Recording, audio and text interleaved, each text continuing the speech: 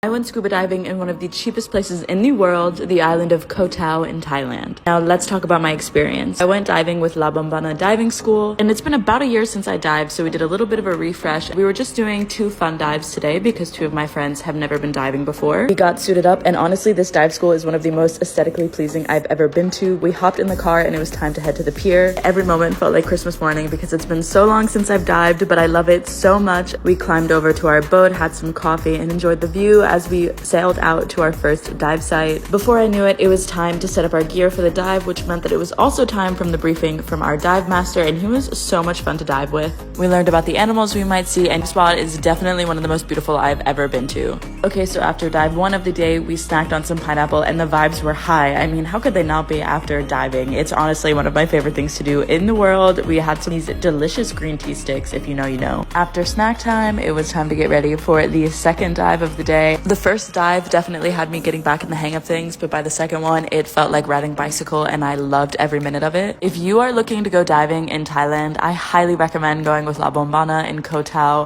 Dive school itself is so beautiful and right on the water, and the instructors were so kind and so funny. It made the experience just 10 out of 10. Now, they did give me a dive in exchange for a video, but my review is always going to be honest, and I would not recommend diving with them if I didn't love it. So if you're looking for an excuse to book that next dive trip or to finally learn, this is it.